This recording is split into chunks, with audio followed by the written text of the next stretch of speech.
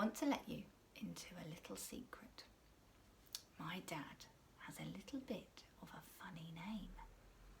His name is Bernard. And he likes to be different. And so does the Bernard in this book. Here he is. He likes to be different, but he's not quite sure in the beginning of the story. Shall I read it to you? This book is called Be More Bernard. I acted like a bunny should act. I did what I believed was right. I twitched my nose. I pricked my ears. I grazed on grass and dug deep holes in gardens and fields, because that's what bunnies do. And when I wasn't doing those things, I tried to look as cute as I possibly could. When the other bunnies bounced, I bounced. When they hopped, I hopped. When they slept, I did too. Like them, I dreamed. But my dreams weren't the same. They were less rabbity, more unusual. I tried to pretend that all was normal, that my dreams didn't matter. Bernard, they'd ask, what do you dream about? The same as you, I'd lie. Carrots, they'd ask. Yes, I'd lie again. The orange ones. They were terrible, terrible lies. Day after day, I continued my act, being the same as everyone else. Twitching, digging, looking as cute as I possibly could. I ate more lettuce than any bunny should ever have to eat. The rest of them ate other things too, things that shouldn't be eaten. And that's where I drew the line. I can't do this anymore, I decided. I started small. At first it felt a little odd, bouncing when the others hopped, hopping when the others bounced. But soon it felt strangely normal. At work I acted just like before. Well, mostly.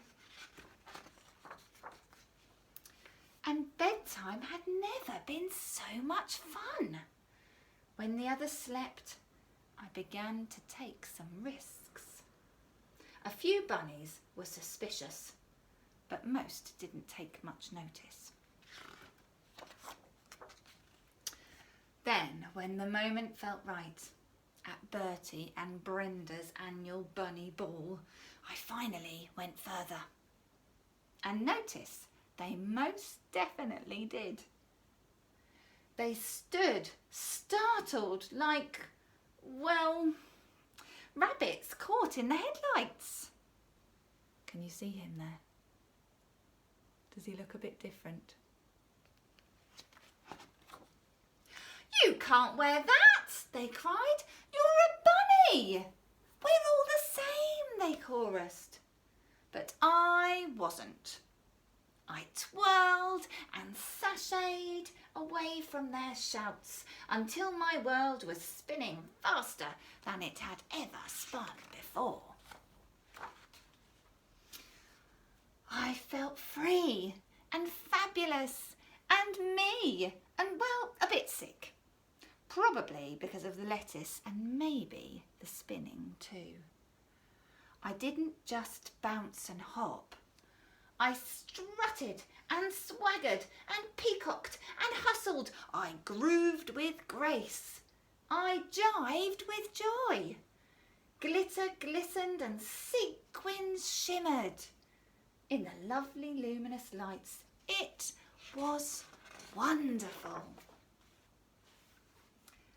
Most of the others were horrified. blinded by the twinkle of my toes and maybe the disco ball, possibly by my outfit too. He stands out like a bunny at a disco, Brian cried. He is a bunny at a disco, Bonnie squealed. Doesn't he know we're supposed to be all the same? Bella wailed. But there was one bunny, Betsy, who wasn't horrified. I like it, she said. It's different. Soon Betsy was just as groovy and happy and different as me. It got the others thinking, and before I knew it, we were all as different as each other.